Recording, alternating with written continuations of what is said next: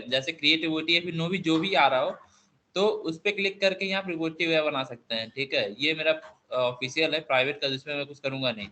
बाकी यहीं से लॉगिन करने के बाद से ही यहाँ पे क्रिएट रिपोर्टी जो भी चीज का ऑप्शन हो वहाँ पे आपको ये दिख जाएगा। ठीक है, पर्सनल नहीं है मेरा, ये मेरा ऑफिशियल है, तो इस पे मैं कुछ कर नहीं सकता यहाँ पे। तो यहीं से रिपोर्टरी होती है। रिपोर्टरी न्यू करने के बाद आपको ऐसा कुछ आता है, रिपोर्टरी का नाम देना है, डिस्क्रिप्शन देना चाहे दे सकते हैं, पब्लिक प्राइवेट इसकी सेट करनी होती है, फिर इसका की वगैरह डालना हो तो वो भी डाल सकते हैं, फिर यहाँ से क्रिएट हो जाता है, सिंपल। ठीक है सर इसको कनेक्ट करना हो सर मतलब एक्लिप्स से, तो वो कैसे होगा? इक्लिप्स से कनेक्ट करना, जैसे कन्फिगर कर लिया ना ऑटोमेटिक कनेक्ट हो जाता है। इक्लिप्स पे गिट का एक आता है, वहां से कनेक्ट हो जाता है वो। तो जो आपने ऐड करने के लिए कहा था तो उसमें तो मैंने डायरेक्ट एक्लिप्स को ही ऐड कर दिया था उसमें, उसके बाद मेरे एक्लिप्स में जितने भी कोड वगैरह थे वो सब वहां पे शो करने लग गया था उसको, जो भी लिखा हुआ था। बट वो ठीक। प्रोफाइल, बट वो पेज मतलब वो जो फोल्डर है वो कहाँ बना है ये नहीं पता चल पा रहा है। ठीक है, वो बताते हैं, पहले आज का जो टॉपिक है वो क्लियर कर ले। Okay sir. सर हैं? इसका एक लाइव एग्जांपल दे दो सर, जिट रिपोजिटरी का ऐड करने का ना, क्लियर नहीं हुआ था सर ये उस दिन।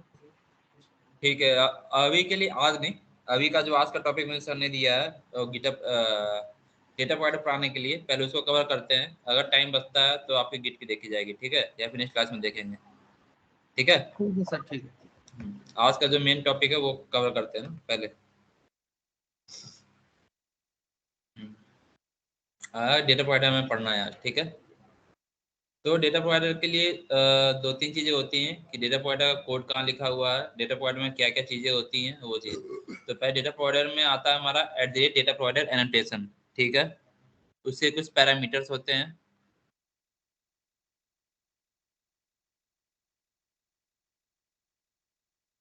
जैसे नेम, पैरेलल, ये सब इसके पैरामीटर है, डेटा प्रोवाइडर के पैरामीटर्स हैं, नेम और पैरेलल।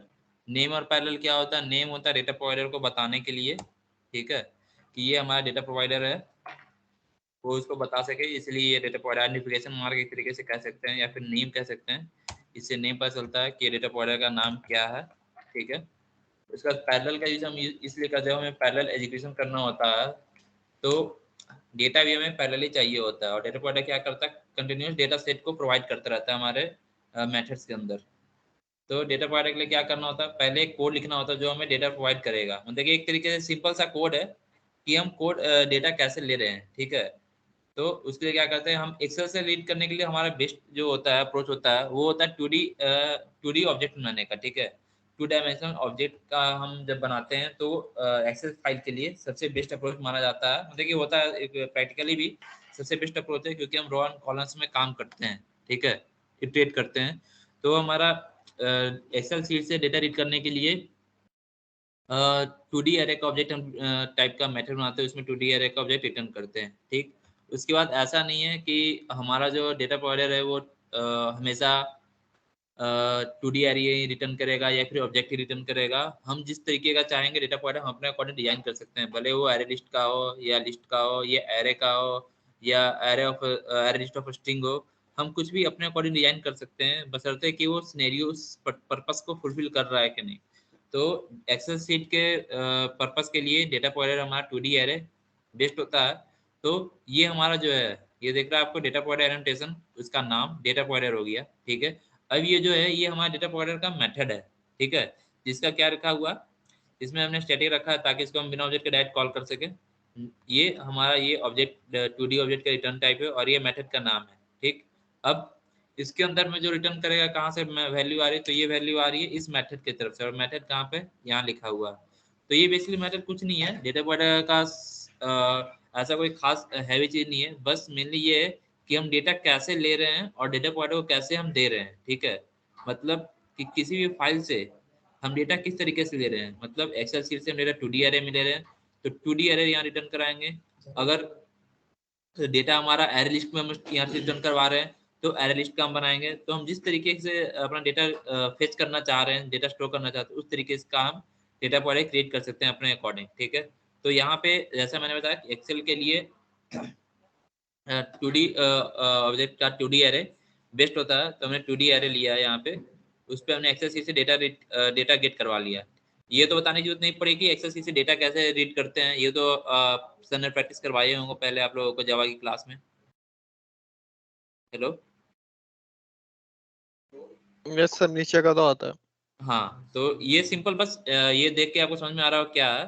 मैंने बस यहाँ ये सब करके उसका डेटा को रिटर्न करवा लिया। ये जो हमारा 2D एरे है इसको रिटर्न करा लिया। आप जो लेते होगे सिंपल वो एरे में लेते होगे, लेकिन हमने यहाँ ऑब्जेक्ट लिया है। ठीक है, ये ऑब्जेक्ट वो है, ये किसी भी चीज को ये मतलब कि कन्वर्ट कर सकते हैं। यहाँ देखो ये क्या बोल रहा है कि every class has an object as a super class. तो जितना भी क्लासेस होती हैं हमारे जावा में उन सब का ये सुपर क्लास होता है ऑब्जेक्ट। ठीक है, या क्या लिखा हुआ है यहाँ से आप पढ़ रहे थे कि ऑब्जेक्ट किसी को समझ में नहीं आया कि ऑब्जेक्ट क्या है, तो ऑब्जेक्ट किसी भी क्लास का सुपर क्लास होता है ऑब्जेक्ट। ठीक है, तो उसके लिए हम अगर डायरेक्ट हमें फिर इसके लिए हम ऐसा कुछ डिफाइन नहीं करना होता। डायरेक्ट ऑब्जेक्ट डालने पे और ओरिएंटेशन देने पे वो वेल अंडरस्टूड होता है कि किस तरीके से काम चल रहा है हमारा। ठीक है, तो ये 2D एरे का रिटर्न डेटा टाइप का मतलब 2D एरे से डेटा फेच करने का लिखा हुआ एक्सेल शीट से। उसके बाद हमने ये जो डेटा जो रिटर्न करेगा वो हम इस जगह में इस मेथड पे, और यहाँ इसके मेथड को हम इसके डेटा को हम इस ऑब्जेक्ट डेटा नाम के वेरिएबल में या फिर एरे में स्टोर करवा ले रहे हैं। ठीक है, अब ये पाथ और सीट, ये पाथ क्या है, तो हमारी जो फाइल है उसकी पाथ है। यहाँ पे आप देख सकते हैं ये पाथ है फाइल की। ठीक है, उसके बाद ये सीट क्या है, ये सीट है हमारा सीट नंबर। जैसा कि जानते हो कि एक्सेल सीट में हमारा वर्कबुक होता है, वर्कबुक के अंदर मल्टीपल सीट्स होती है। ठीक है, तो ये मेरा कोड इस तरीके से लिखा हुआ है कि कोई अगर चाहे कि स्पेसिफाई करना कि सीट नंबर 1 या 2 उस तरीके से, तो ये पर्टिकुलरली सीट को स्पेसिफाई कर सकता है कि इस एक्सेल पाथ पे सीट इस पे जाके आपको काम करना है बेसिकली। ठीक है, तो ये सीट नेम या सीट जो भी हो आपके फाइल में आपने जो रखा उसके अकॉर्डिंग ये काम करेगा यहाँ पे। ठीक है, ये हो गया। तो बेसिक क्या चीज है, मेन चीज आपको ये डिफाइन करना है, ये याद रखना है। ठीक है, ये यहाँ पे हो गया कि डेटा प्रोवाइडर। इसमें एक और भी तरीका होता है। ठीक है, जैसे कैसे होता है वो बता रहा हूँ आपको।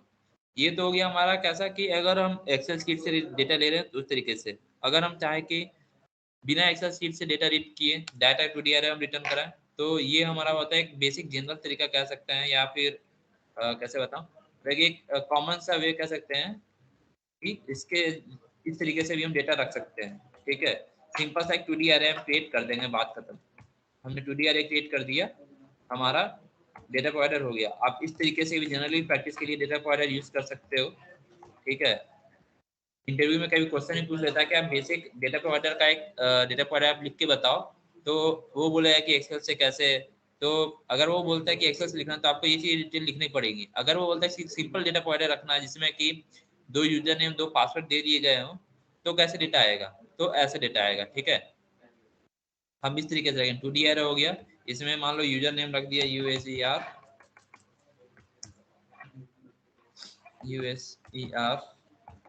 यूजर नेम 1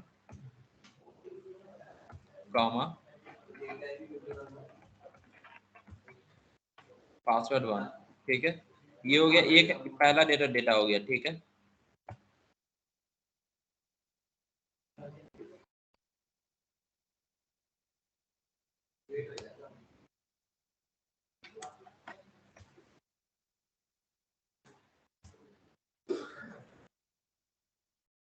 ये हमारा हो गया दूसरा एरे। ठीक है, ये हो गया 2D एरे। 2D एरे का मतलब ये ये और ये एक रॉ, ये एक पूरा रॉ है उसमें 2 कॉलम्स है। ठीक है, तो ये क्या है 2 into 2 2D एरे है। समझ रहे ये चीज, तो ये भी हमारा डेटा डेटा प्रोवाइडर है और ये भी हमारा डेटा प्रोवाइडर है। ये एक्सेल शीट से डेटा प्रोवाइडर है, ये डायरेक्ट डेटा प्रोवाइडर आप इसको बोल सकते हैं कि इसमें हमें डायरेक्ट हमने हार्डवेयर वैल्यू रख दी और तब हम डेटा इस डेटा सेट पे हम डेटा काम कर रहे हैं, तो ये भी हमारा डेटा प्रोवाइडर हो गया। उसके बाद अब आया कि हमने डेटा प्रोवाइडर का कोड लिख लिया, सब कुछ हमारे पास है, तो इसको यूज कैसे करेंगे।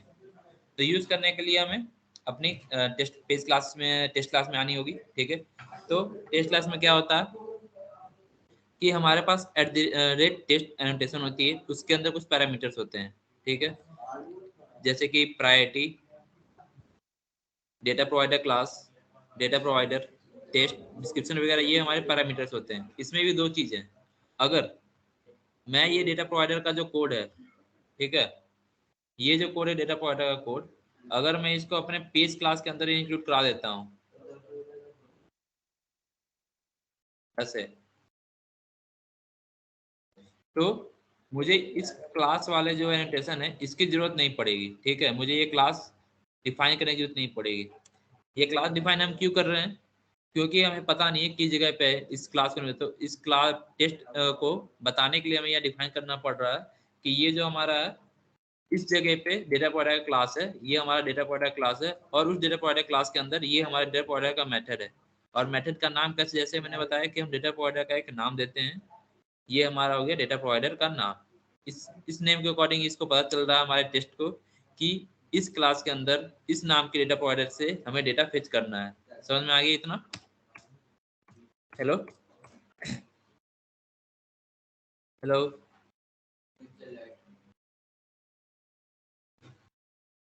Hello guys. जी सर। हाँ ठीक है सर रिटर्न डेटा मेथड में आ रहा है, वो नहीं समझ में आ रहा है। कौन सा? डेटा प्रोवाइडर में रिटर्न डेटा आ रहा है। हाँ ये रिटर्न देखो, रिटर्न टाइप तो आपने मेथड सुना होगा ना। रिटर्न टाइप मेथड क्या कहता है कि किसी चीज को कोई पर्टिकुलर डेटा रिटर्न करता है, ठीक है। यहाँ भी देखो क्या हुआ, हम यहाँ पे डेटा रिटर्न करा रहे हैं, ठीक है। उसी डेटा को, वो डेटा कहाँ आ रही है, यहाँ आ रही है। और यही ये जो एक्सेल शीट है, मतलब ये जो डेटा हमारा रिटर्न हो रहा है उसको हम इस डेटा में स्टोर करवा ले रहे हैं, ठीक है। अब ये जो डेटा हमारा है और डेटा ऑफ ऑब्जेक्ट है, जो कि डेटा गेटर का और डेटा है, उसको हम रिटर्न करवा रहे हैं ताकि हम अपने टेस्ट क्लास के अंदर यूटिलाइज कर सकें, ठीक है। बट मेथड तो रिटर्न टाइप नहीं है ना। हाँ, मेथड रिटर्न टाइप तो नहीं है ना। किसने क्या दिया भाई? ये क्या है? मैंने क्या बताया कि हम अपने ऑब्जेक्ट को किसी तरीके, ऐसा नहीं है कि रिटर्न टाइप बस वॉइड स्ट्रिंग यही सब होते हैं। मैंने क्या ये जो ऑब्जेक्ट है ये हमारा सुपर क्लास है किसी भी ऑब्जेक्ट का। यहाँ लिखा हुआ है ना, class object is the root of the class hierarchy, ठीक है। एवरी क्लास हैज ऑब्जेक्ट, जितने भी क्लासेस उन सब का एक ऑब्जेक्ट होता है एज ए सुपर क्लास। तो जितने भी हमारे क्लासेस हैं उन सब के ऑब्जेक्ट का ये सुपर क्लास है, ठीक है। तो इसीलिए हमें यहाँ पे कुछ ऐसा करके हमें बताना नहीं है। आप चाहो तो यहाँ पे एरे दे सकते हो, इन टाइप का एरे भी दे सकते हो ऐसा, ठीक है। ये गलत भी नहीं होगा हमारा, लेकिन हमारा अभी हमने क्या हुआ, अभी ये ऐसा हो गया। लेकिन जब हम ऑब्जेक्ट देते हैं तो ये वेल जैसा डेटा आएगा उस तरीके से हमारा ले लेगा। अभी क्या होगा कि हमारा एक्सेल क्या करता है, हम एक्सेल को हम स्ट्रिंग में लेते हैं क्योंकि स्ट्रिंग में डेटा रीड करना या डेटा एडिट करना हमारा इजी होता है, ठीक है। अब देखो हमारा यहाँ पे स्पेसिफाई करने की जरूरत नहीं पड़ी ना कि एरे का, स्ट्रिंग का एरे है या इंटीजर का एरे है। ऐसा तो नहीं करना पड़ रहा। अगर हम एरे डिफाइन करते हैं कहीं पे तो हमें उसको स्पेसिफाई करना होता है कि आप किस तरीके का एरे बना रहे हैं। लेकिन जब हमने ऑब्जेक्ट का यूज कर लिया तो जिस तरीके के डेटा इसको मिलेगा वो ऑलरेडी उसमें कन्वर्ट हो जाएगा, ये ऐसा समझ के चलो आप, ठीक है। तो इसलिए हम यहाँ पे ऑब्जेक्ट करते हैं क्योंकि ये सब सुपर क्लास है सबका, सारे ऑब्जेक्ट्स का, ठीक है। तो ऑटोमेटिक ये स्ट्रिंग टाइप का एरे में कन्वर्ट कर लेगा खुद को और स्ट्रिंग का डेटा दे देगा। अब क्या हुआ कि हमने यहाँ डेटा प्रोवाइडर का क्लास बता दिया, डेटा प्रोवाइडर का नाम बता दिया, हमारे मेथड को पता चल गया कि भाई हाँ इस जगह पे डेटा गेटर द क्लास में डेटा प्रोवाइडर नाम का, डेटा रीडर नाम का एक डेटा प्रोवाइडर रखा है जो हमें डेटा प्रोवाइड करेगा। अब डेटा प्रोवाइड आएगा तो उसको तो हम पूरा भाई एरे तो ऐसे दे नहीं सकते, ठीक है। तो उसमें कैसे डेटा आता है हमारा, एक एक करके डेटा आता है, एक एक डिस्टिंक्ट वे में डेटा आता है। मैं बताता हूँ कैसे डेटा आ रहा है हमारा। मेरा मेरा सोर्स,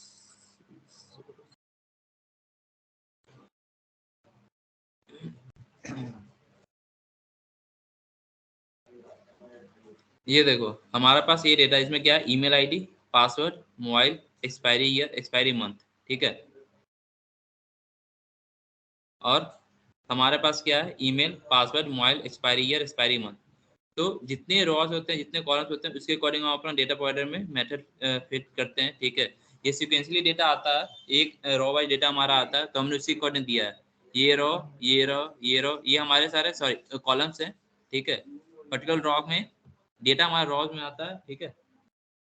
और हम डेटा गेट करते हैं अकॉर्डिंग टू कॉलम। हमें पता चलता है कि इस कॉलम में पर्टिकुलरली इस रॉ के अंदर क्या डेटा हमारा आ रहा है, ठीक है। तो ऐसे हमें ये हमारा यहाँ पे हमें मेथड के अंदर भी स्पेसिफाई करना होता है कि हम क्या क्या मेथड्स ले रहे हैं, क्या क्या डेटा हम लेंगे और उसको किस तरीके से स्टोर कराएंगे। ये हमारा हो गया कि देखो हमारे पास होते हैं वेरिएबल्स या हेडर्स, ठीक है। इनको कहते हैं जो हमारा है ये हेडर है हमारा, ठीक है। तो डेटा जो भी आएगा इन हेडर के फॉर्म में आएगा, ठीक। फिर उसको जब हम यूज करेंगे तो वो रियल डेटा में कन्वर्ट होगा। तो ऐसा नहीं कि जैसा मैंने यहाँ पे हेडर रखा है ऐसा ही डेटा रखना है, नेम नहीं, हम कुछ भी नेम रख सकते हैं, लेकिन नेम सिमिलर क्यों रखा है, ताकि हम जब कोड करें या फिर जो भी कोई कोड करे, जो भी हमारा कोड देखे, उसे अंडरस्टैंड हो कि इस जगह पे क्या लिखा है। अगर मान लो मैं यहाँ पे ईमेल पासवर्ड रख दूं तो ऐसा नहीं है कि पासवर्ड आएगा, नहीं, ईमेल आईडी आएगा वहां पे। इसकी अगर पोजीशन चेंज कर देंगे हम, ठीक है, तो इस जगह पे पासवर्ड आ जाएगा, क्योंकि हमारा पहला क्या है, हमारा पहला कॉलम, पहला हेडर जो है हमारा ईमेल आईडी का है। तो इस जगह पे जो भी वेरिएबल रखेंगे उसके अंदर हमारा ईमेल आईडी ही आएगा, ठीक है। तो नेम ऐसा रखना है कि अनस्टूडेबल हो, ठीक है, किसी के भी थ्रू, और सिक्वेंशियल रखना है नेम, ठीक है। तो यहाँ पे सिक्वेंशियल आ रहा है हमारा डेटा सारा, ठीक है। तो email, password, mobile, expiry year, expiry month, ठीक है। अब इसको यूज कैसे करेंगे, अब हमने हमारा मेथड के अंदर डेटा भी आ गया, ठीक है। अब हर सारा मेथड तो हर जगह यूज नहीं होगा, सारा वैल्यू हर जगह यूज नहीं हो रही, तो अब क्या करेंगे, हमारे पास 5 सेट के डेटा है, ठीक है। तो अब हम जिस जो डेटा हमें जहाँ नीड होगी उस डेटा को हम वहाँ पे यूज कर लेंगे, ठीक है। तो मुझे यहाँ पे लॉगिन करना है, यहाँ क्या लिखा है, फिर ईमेल आईडी एंड पासवर्ड, तो ईमेल आईडी एंड पासवर्ड यहाँ डाल दिया है। यहाँ लिखा है कि इंटर मोबाइल नंबर, तो मोबाइल नंबर डाल दिया। यहाँ लिखा है कि इंटर एक्सपीरियंस, तो एक्सपीरियंस में क्या होता है, हमारा ईयर एंड मंथ्स होता है, तो इसके अकॉर्डिंग हमने ईयर एंड मंथ डाल दिया, ठीक। अब और बता रहा हूँ कि कैसे क्या है, डेटा एक्चुअली हमारा कैसे आ रहा है।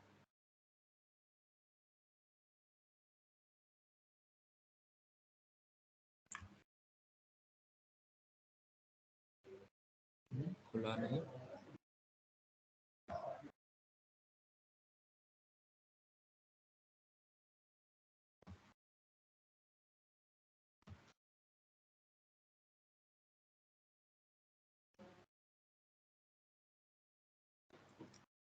ये देखो हमारा डेटा कैसे आ रहा है। हमारा डेटा रॉ वाइज आता है, जैसे मैंने पहले बताया कि हमारा डेटा एक रॉ का पूरा उठ के आता है, पूरा एक जो रॉ होती है हमारी, ये पूरा एक डेटा सेट होता है, ठीक है।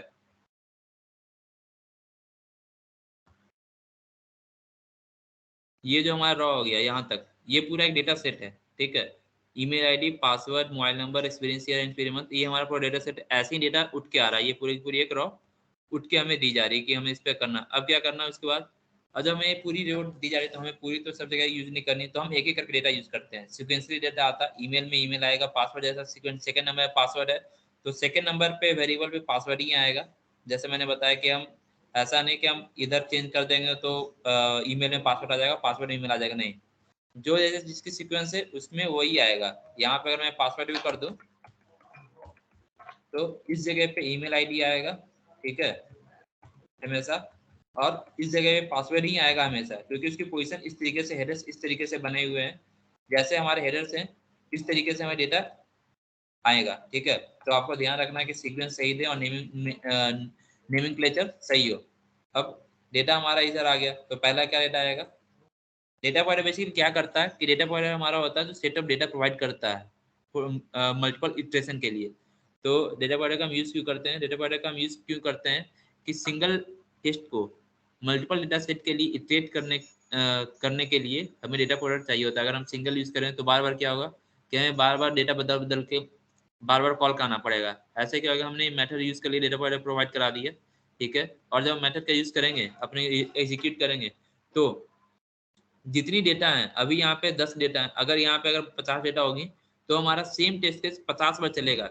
अगर उसको डेटा आगे नहीं मिल रहा तो नहीं चलेगा, जब तक इसको डेटा मिलेगा, भले वो 100 है, 200 है, 500, 1000 हो, जब तक डेटा प्रोवाइडर डेटा देता रहेगा तब तक हमारा मेथड एग्जीक्यूट होता रहेगा। समझ रहे हैं ये चीज, ठीक है। तो डेटा प्रोवाइडर इसलिए होता है कि continuous multiple set of data के पे कंटिन्यूस इटरेशन के लिए हम डेटा प्रोवाइडर का यूज करते हैं, ठीक है। समझ में आ गया सबको, डेटा प्रोवाइडर क्यों यूज करते हैं, उसकी कैसे कोड क्या होती है, कहाँ पे क्या हमें इंक्लूड करना होता है, ठीक है। हेलो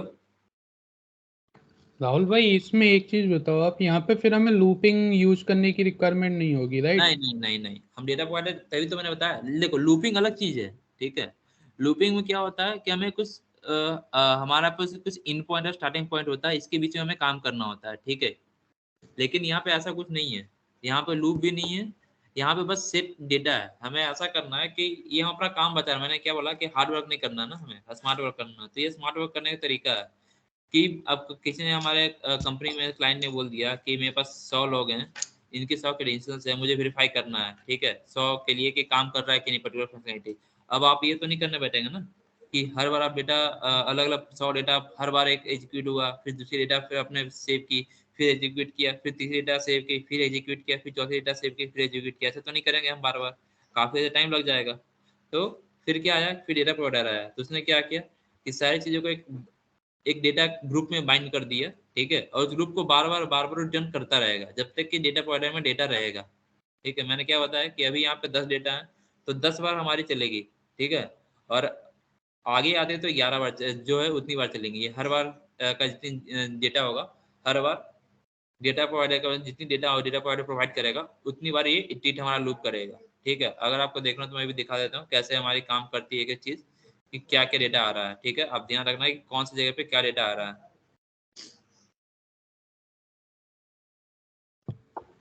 राहुल भाई एक बार ये वेज पेज जो है हमारा वो ओपन करोगे? ये वाला, नहीं हाँ ये वाला ये। हाँ, तो ये हमारा इधर है, ये है। हाँ जी। इसमें हमारे लोकेटर्स लिखे हुए हैं, इसमें हमारे मेथड्स बनाए हुए हैं जिसके अकॉर्डिंग हम ऑटोमेट करेंगे, नहीं ठीक है। फर्स्ट वाला जो मेथड है जो हम वहाँ पे कॉल कर रहे हैं वो फर्स्ट मेथड देखना था। कौन सा वाला? ये लाइन नंबर बताओ आप।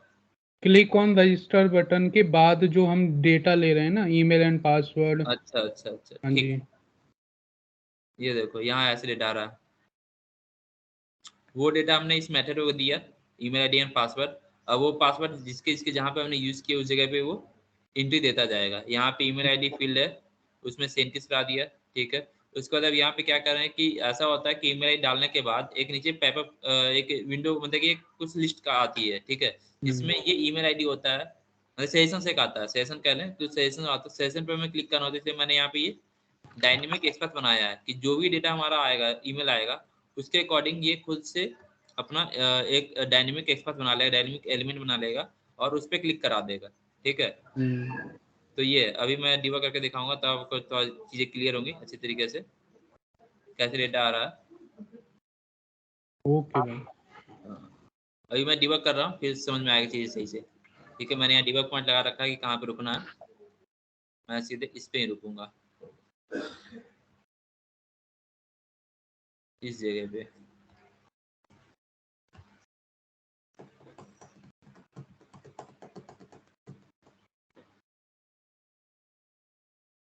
हम्म हम्म हम्म हम्म हम्म हम्म हम्म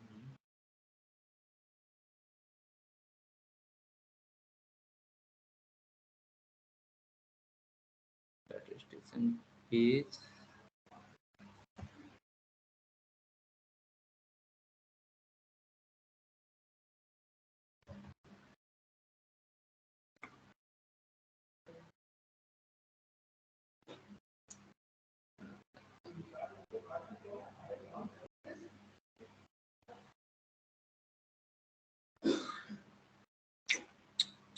ये देखो वहां तो नहीं चला, लेकिन यहाँ पे इसने दिखा दे डेटा, ठीक है, कि यहाँ आया, इसके बाद ये सारे डेटा इसने प्रोवाइड किया, हर बार अलग डेटा है। देख रहे हो, ये पहला डेटा कुछ और है, दूसरा डेटा कुछ और है, तीसरा डेटा कुछ और है, तो ये हर बार डेटा अलग अलग आ रहा है हमारा। ये चला क्यों नहीं, मुझे देखना तो भाई क्या दिक्कत है।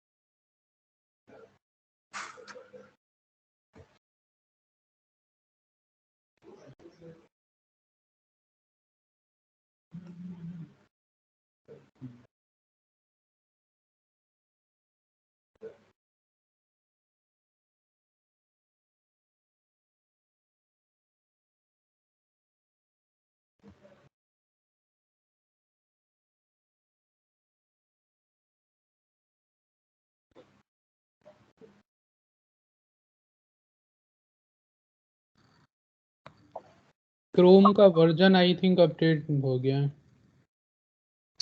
देखता हूँ मैं इस पे, इसको हटा ही देते हैं। Chrome।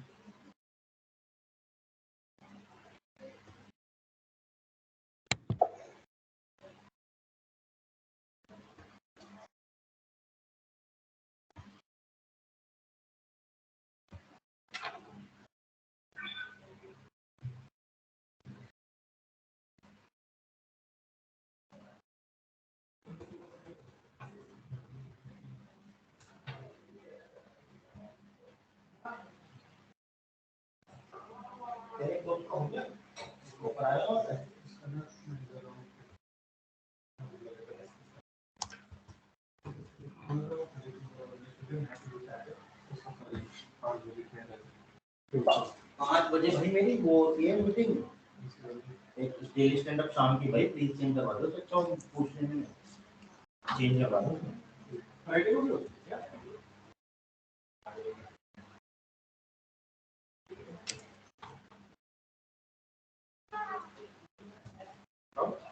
हम्म।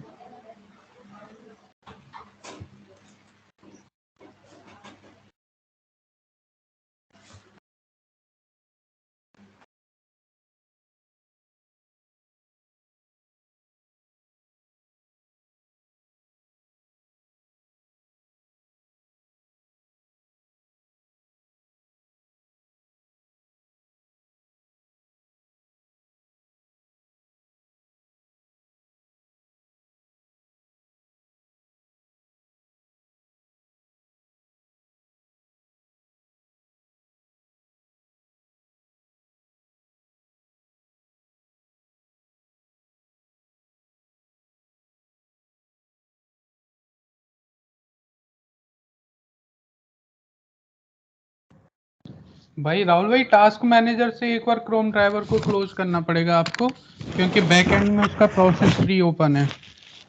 हाँ भाई पता है, लेकिन मैं नहीं कर सकता ऐसा सिस्टम पे तो है, तो मैं कुछ सेटिंग्स कोई खोल नहीं सकता। देख रहे हो, ये ऐसा ही होता रहेगा काफी देर तक, कुछ काम नहीं करने देगा ये।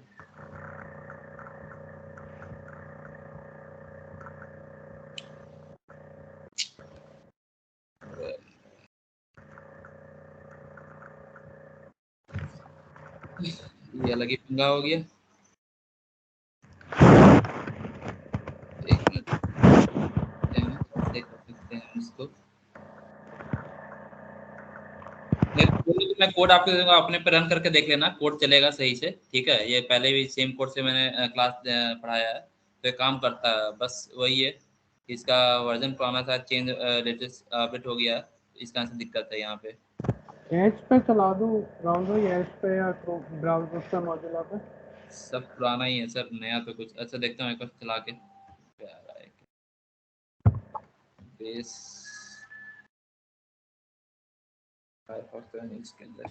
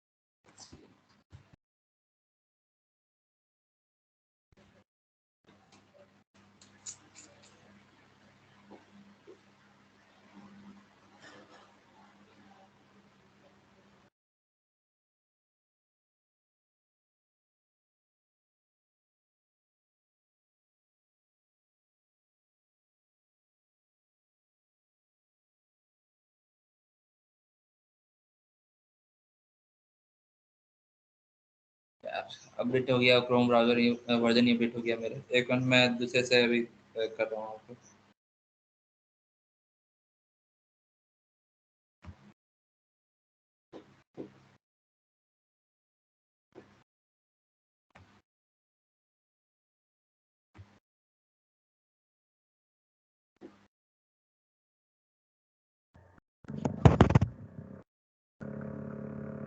इसी पाथ पे क्रोम ड्राइवर डॉट exe की जगह इसको रीनेम करके नई फाइल यहाँ पे आप वो कर लो, उसका पाथ वो कर दो। क्या भाई? जो हमारी क्रोम ड्राइवर डॉट exe है ना, तो इसका रीनेम करके कोई नया नाम दे दो और यहाँ पे क्रोम ड्राइवर डॉट exe आप डाउनलोड करके नए वर्जन की चलो यहाँ पे डाल दो। ये भी सही बताया आपने।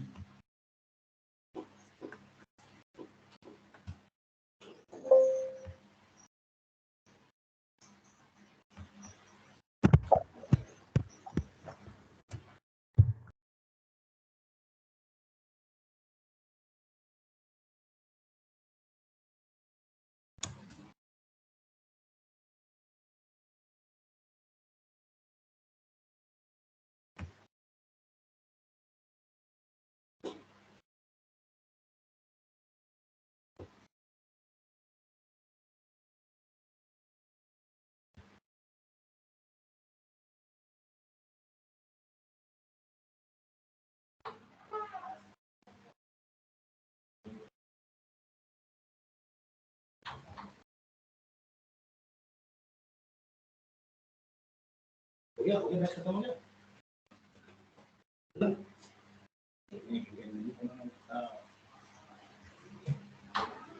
अभी है यहाँ पे डाल दिया। अब मेरे ख्याल से चल जाना चाहिए। क्लीन कर लेते हैं, जितने भी चल जाए। क्रोम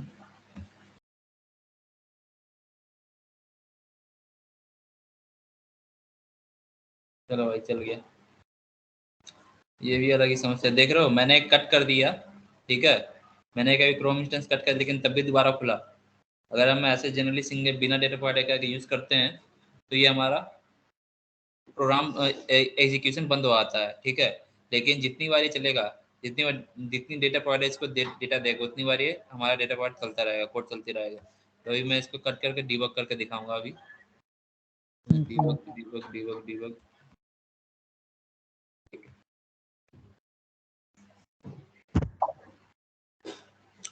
थैंक यू भाई, तुमने टाइम वेस्ट होने से बचा लिया। तो दूसरा सेटअप करता मैं अभी इसको क्रोम ये वेब ड्राइव मैनेजर का यूज करके फिर करते हैं अभी इसको हम सही। ये देख सकते हो, ये पेज खुल के आया अभी, ठीक है।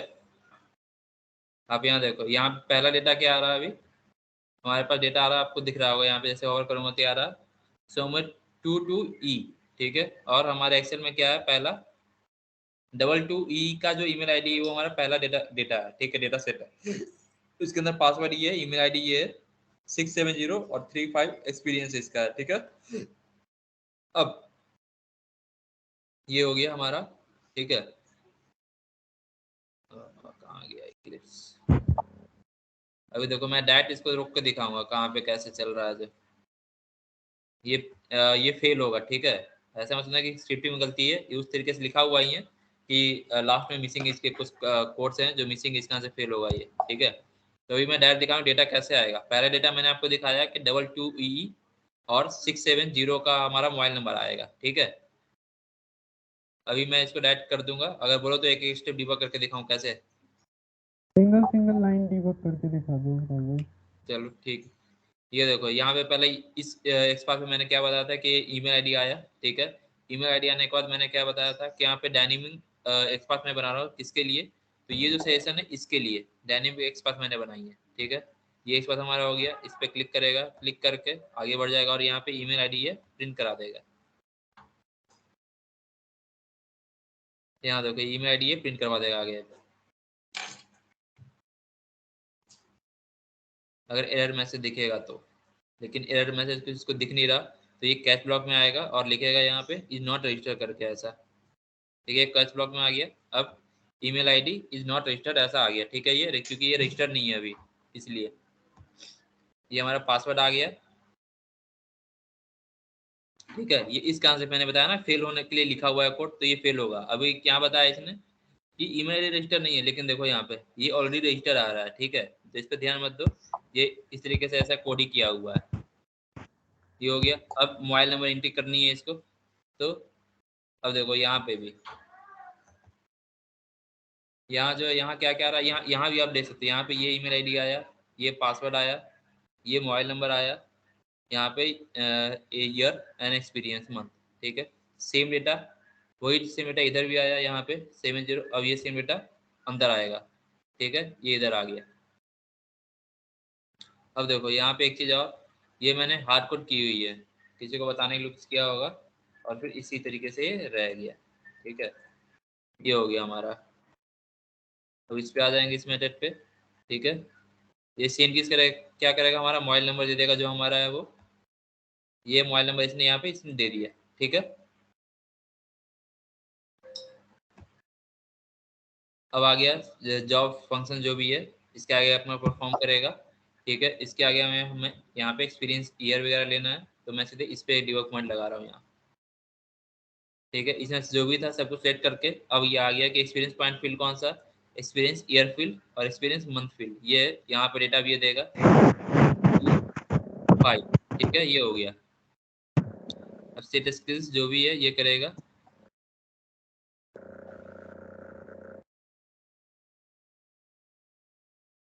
ठीक है। ये हो गया, हमारी फॉर्म कंप्लीट हो गई।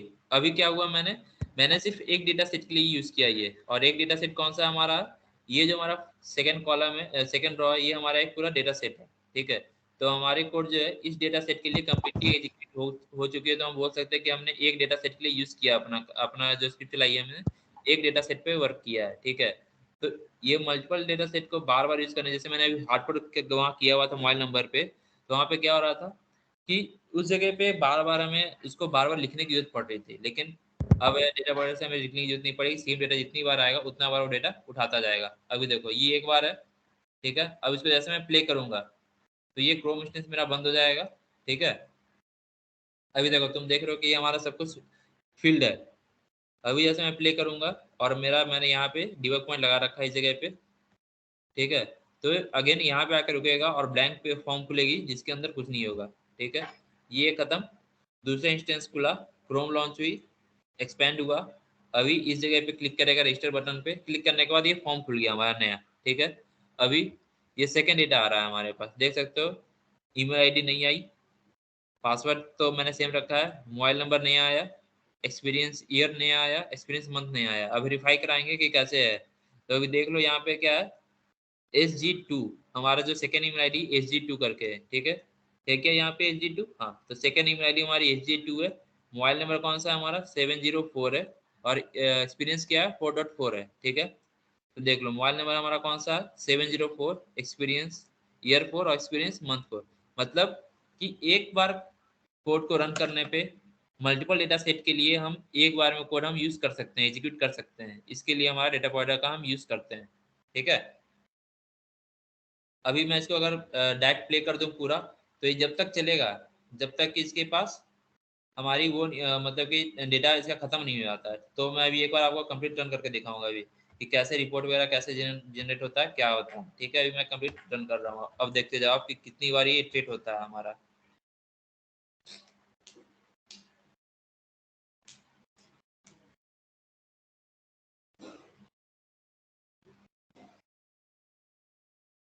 ये 10 या 11 बार चलेगा ये कोड, 2 बार हो गया।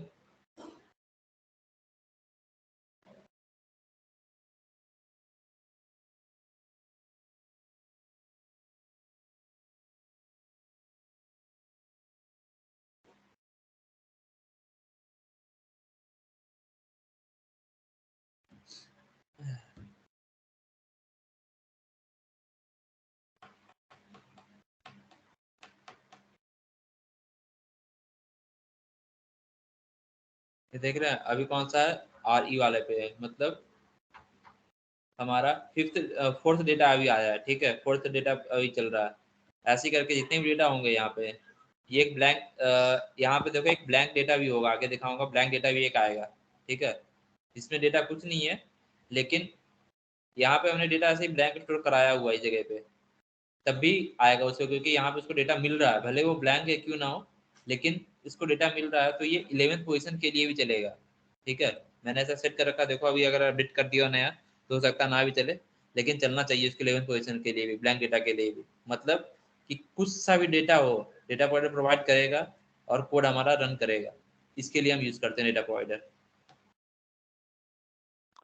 सर ये इतने सारे डेटास को हम क्यों इसको कंटिन्यू रन करा रहे हैं, ये एक के बाद एक? हाँ, मैंने क्या बताया कि अब देखो ऐसा तो है ना कि जैसे एक कोई ये नहीं पर्सन, मान ले कुछ होता है कि जैसे कि हमें मल्टीपल डेटा के लिए कुछ चीज चेक करनी है, ठीक है। पॉजिटिव नेगेटिव सिनेरियो आपने जब पढ़ा हुआ तो पॉजिटिव नेगेटिव सिनेरियो पढ़ा हुआ कि पॉजिटिव नेगेटिव टेस्ट केसेस हम बनाते हैं, ठीक है। अब हमने कुछ कोड ऐसा लिखा कि पॉजिटिव चले तो भी सही, पॉजिटिव डेटा मिले तब भी सही, निगेटिव डेटा मिले तब भी सही, हमारी कोड एग्जीक्यूट होगी और डेटा के अकॉर्डिंग हमारा रिजल्ट देगी, ठीक है। तो मान लो कि हमें लॉगिन फंक्शनलिटी चेक करनी है, ठीक है, और अलग अलग डेटा के लिए चेक करना है, ठीक है, अलग अलग डेटा पॉइंट है। मान लो जैसे कि किसी इंस्टीट्यूट का ले लो, ठीक है। इंस्टीट्यूट में क्या होता है, एक प्रिंसिपल होता है, एडमिन मान लो, ठीक है, उसके नीचे टीचर्स आते हैं, उसके नीचे स्टूडेंट्स आते हैं, ठीक है। तो कोड हमने कुछ ऐसा लिखा है कि उसको अगर कोड जो हमारा अगर डेटा अगर एडमिन का डेटा मिले तो एडमिन के लिए काम करे, और अगर लर्नर का डेटा मिले तो लर्नर के लिए काम करे, और टीचर का डेटा मिले टीचर के लिए काम करे। और टीचर में भी क्या कि टीचर में भी हमारे पास 5 डेटा है, ऐसा तो नहीं कि और ये भी कह सकते हैं एक बार, इसी तरीके से हमारी एक होती है लोड टेस्टिंग करके, ठीक है। उसमें क्या होता है कि हम बार बार मतलब कि ऐप को हम यूज करते हैं और उसे चेक करते हैं कि हमारा ऐप हैम्पर तो नहीं हो रहा, हमारा जो वेबसाइट है या फिर जो भी ऐप है वो काम तो मतलब कि किसी तरीके से प्रॉब्लम तो नहीं आ रही, इस तरीके से भी हम चेक कर सकते हैं, लेकिन ये तरीका सही नहीं है चेक करने के लिए। यहाँ पे बेसिकली ये कि मल्टीपल सेटअप डेटा, जैसे कि मान लें कि हमने कुछ भी डाल दिया, अभी हमने क्या यहाँ पे डाला, ईमेल आईडी किस तरीके से बनाई है, देखो अभी ईमेल आईडी मैंने कुछ रैंडम बना दिया है, ठीक है, SG2E। तो हम ये चेक करेंगे कि हम जो भी डेटा दे रहे हैं, ठीक है, भले वो गलत हो या सही हो, उस गलत या सही डेटा पे हमारा कोड एग्जीक्यूट हो रहा है कि नहीं हो रहा, बस ये चेक करने के लिए हम डेटा देखते हैं। कहने होते हैं मल्टीपल सेट ऑफ डेटा पे बेसिकली आप ऐसा रखो, मानो कि मल्टीपल सेट ऑफ डेटा पे ट्रेड करने के लिए, ठीक है। ऐसा तो नहीं कि यार एक ही नंबर है, अब हमारा जो क्लाइंट बोल रहा है कि नहीं भाई हम इस ईमेल आईडी पे नहीं डालेंगे, हम अपनी ईमेल आईडी पे डालेंगे, फिर दूसरा एक क्लाइंट का दूसरा में बोले कि नहीं नहीं तुम्हारे पे हो गया तो मेरे पे भी डालना है। तो उसी तरीके से हम सबको सेटिस्फाई करने के लिए, सबके डेटा को यूज करने के लिए हम डेटा प्रोवाइडर का यूज करते हैं, ताकि मल्टीपल जितने भी डेटा हो उन सब डेटा को लेकर के हमारा जो स्क्रिप्ट है वो चल तो नहीं रहा। कहने का मतलब डायनेमिक है कि नहीं हमारी वेबसाइट। अब डायनेमिक कहने का मतलब कैसे कि मान लो कि हमने एक तो करा दिया, कोई बोल रहा है कि नहीं भाई तुम्हारे तो चल रही है, मैं कैसे मानूं कि बाकी मैं जो भी देगा डेटा उस पर चलेंगे कि नहीं चलेंगे। तो अब वो बोलता है भाई कि तुम कर लो ऐसे, तो भाई ठीक है आप कर लोगे, लेकिन टाइम कितना लगेगा उस पर। तो टाइम को बचाने के लिए और मल्टीपल डेटा सेट पे टेस्ट केस एग्जीक्यूट करने के लिए हम डेटा प्रोवाइडर का यूज करते हैं, समझे? ठीक सर। ठीक है, कोई डाउट तो नहीं? राहुल भाई सर, मैं एक एक क्वेश्चन। बार थोड़ा अपनी तरफ से अंडरस्टैंडिंग अपनी शेयर कर रहा हूँ कि जो मैं समझा हूँ। हाँ वो ये है कि लाइक हमने एक सेट ऑफ डेटा लेना है जिसके ऊपर हमें अगर कोई एक्शन परफॉर्म करना है, तो हाँ उस सिनेरियो में हम डेटा प्रोवाइडर में उस डेटा को कोलेट कर लेंगे और डेटा प्रोवाइडर को वहाँ पे @डेटा प्रोवाइडर एनोटेशन डाल के हाँ उसको कॉल कर लेंगे। तो हाँ, बिल्कुल बिल्कुल आप जितनी बार वहाँ डेटा प्रेजेंट होगा हाँ उतनी बार वो अपने आप लूप में चलता रहेगा उतनी बार। जी जी, इसको लूप नहीं बोल सकते, आप इटरेशन कहिए, लूप थोड़ा सा अलग सा होगा, तो लूप में हम बाइंड कर देते हैं कि यहाँ से यहाँ तक ही चलेगा, लेकिन इसमें कोई बाइंडिंग नहीं है, ठीक है। इसमें है कि इनफाइनाइट डेटा है तो इनफाइनाइट टाइम चलेगा, जितना डेटा उतनी बार चलेगी लूप में, लेकिन हमको पहले ही डिफाइन करना होता है कि 0 से स्टार्ट होकर 10 तक चलेगा, 0 से स्टार्ट होकर 5 तक चलेगा, इसमें कुछ नहीं है, हम जितना देंगे उतना चलेगा, ठीक है। ब्लैंक भी मैंने क्या बताया कि ब्लैंक डेटा भी जाएगा तब भी चलेगा वो, ठीक है। जब तो वो तक है। हमारे कंप्लीट नहीं हो जाएंगे टेस्ट केसेस हाँ तब देखो तक अभी चलता इसको रहेगा। कुछ, इसको अभी कुछ दिक्कत हो रही होगी इसलिए ये होल्ड करके रखा है इसने, यहाँ पे कुछ प्रॉब्लम आ रही होगी, फंस रही होगी इसको, इसने कुछ किया है अभी। क्या है इधर, देखो मैंने क्या बताया कि एक सिनेरियो जहाँ पे आएगा वहाँ पे ये भी है, ठीक है, इज ऑलरेडी रजिस्टर्ड, मतलब ये जो हमारा है सिम्यूलेट 2 ये कहीं पे हमारा सेटिस्फाई हुआ है, ठीक है, कहीं किसी जगह पे ये कौन है वहाँ पे ये हमारा चला है, ताकि तभी ये यहाँ पे रुका हुआ है, ठीक है। इसका कोड क्या है जब मिले तो ये ऊपर इसी पे सर इसमें हम बाउंडेशन भी कर सकते हैं या फिर ये हमारी कंडीशन है कि ये टोटल ही रन करेगा? टोटल रन करेगा। हम इसको बीच में जब तक कि हम हैंडेडली इसको स्टॉप ना करें ये तब तक चलेगा। मैंने क्या बताया, जितनी डेटा है डेटा प्रोवाइडर के पास में उतनी बार चलेगा। अभी देखो इसके आगे कोड इसके लिखा हुआ नहीं है क्योंकि क्या करना है, तो ये इंतजार कर रहा है क्या आगे क्या करना है, लेकिन इसको समझ में नहीं आ रहा, तो ये खुद से ये फेल हो जाएगा। जैसे ये फेल होगा नेक्स्ट इटरेशन ऑटोमेटिक स्टार्ट हो जाएगी। ये लास्टिंग होगा मेरे ख्याल से ये हाँ ये लास्ट है। ये ऐसे खत्म होगा, इसको और डेटा मिलता है इसके आगे का तो ये फिर से डेटा प्रोवाइडर में डेटा देगा ये। नहीं, वहाँ पे वो कंडीशन डाली हुई है ना कि अगर ये ऑलरेडी रजिस्टर्ड आ रहा है तो हाँ कैच ब्लॉक में प्रिंट कर दे कि इट इज नहीं ऑलरेडी। नहीं नहीं नहीं ऑलरेडी रजिस्टर्ड है। ये एरर मैसेज कौन सा है, एरर मैसेज ये वाला है, ये एरर मैसेज है, ये चीज दिख रहा है तो प्रिंट करे कि ऑलरेडी रजिस्टर्ड है। इसने प्रिंट कर दी, लेकिन यहाँ पे कोड लिखा हुआ ये सिस्टम डॉट एग्जिट 0 ये एग्जिट नहीं कर पा रहा है, ये सही से काम नहीं कर पा रहा है, इस लाइन में कुछ गड़बड़ ही है, तो ये आगे एग्जीक्यूट नहीं कर पा रहा है इसको, ठीक है। तो ये कुछ देर के बाद टाइम आउट होगा इसका और ये अपने आप बंद हो जाएगा, ये स्क्रिप्ट खत्म हो जाएगी।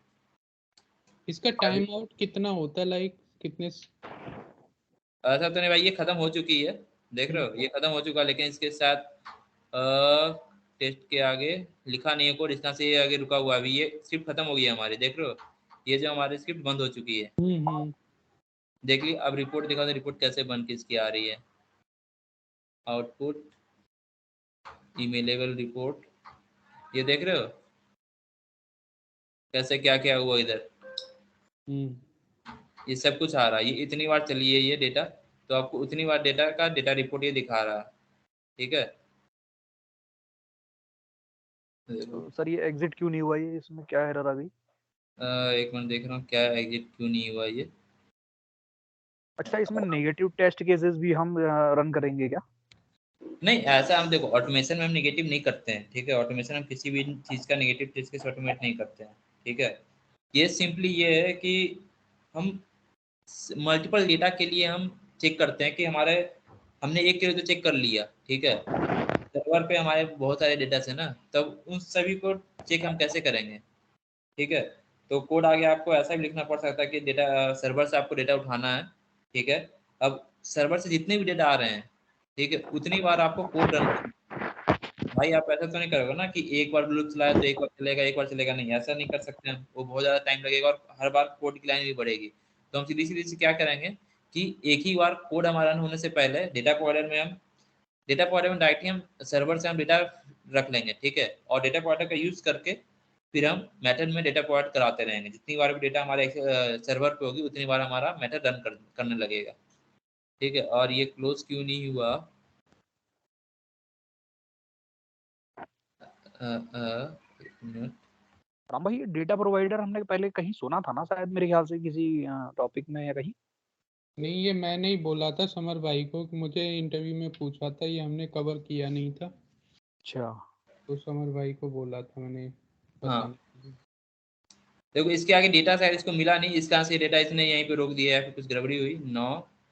अच्छा एक मिनट, कहाँ है कोड हमारा, इधर है।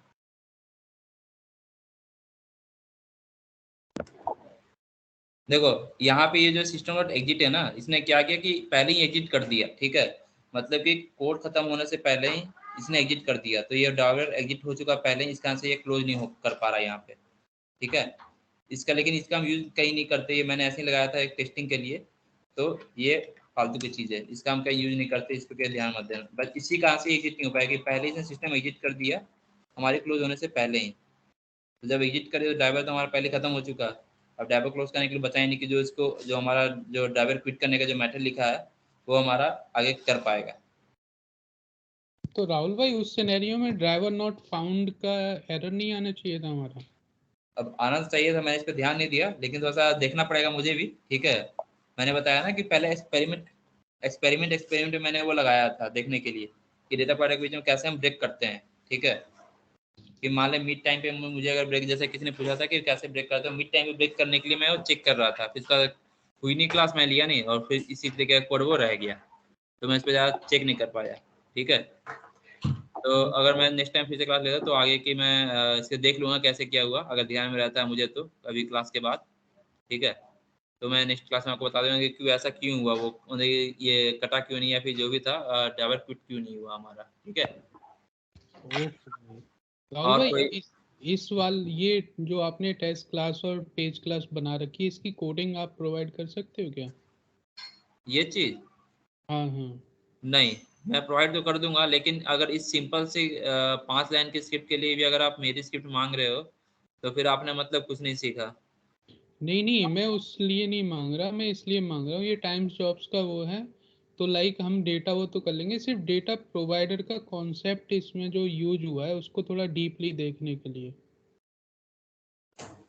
वीडियोस हैं आपके पास में, आप उनसे देखो एक बार पहले, ठीक है। खुद से आप देखो, मैंने बताया क्या बताया कि डेटा प्रोवाइडर के लिए क्या है, एक डेटा प्रोवाइडर एनोटेशन चाहिए, डेटा प्रोवाइड करने के लिए मेथड चाहिए। तो डेटा प्रोवाइडर एनोटेशन के अंदर एक डेटा प्रोवाइडर का मेथड क्रिएट करना है जो कि डेटा को लेकर के डेटा रिटर्न कराएगा, ठीक है। अब इस डेटा प्रोवाइडर को यूज करने के लिए हमारा, अगर हम सेम क्लास में रखते हैं तो उस क्लास में हमें बस नेम इंक्लूड करना पड़ता है। अगर उस क्लास से बाहर है रखा हुआ हमारा कोड, तो हमें उसकी उस क्लास को इंक्लूड करना पड़ता है यहाँ पे, इस तरीके से। मैंने कि बताया था ना अभी कि अगर हम डेटा प्रोवाइडर का जो ये जो कोड था हमारे, ये जो लाइन्स है, अगर हम इसको इस चीज़ को अगर हम टेस्ट क्लास में लिख देते हैं तो हमें क्लास इंक्लूड करने की जरूरत नहीं पड़ेगी, हम डायरेक्ट नेम से काम कर लेंगे। ये जो हमारा नेम है डेटा प्रोवाइडर नेम, इससे डायरेक्ट हम डेटा प्रोवाइडर का यूज कर लेंगे।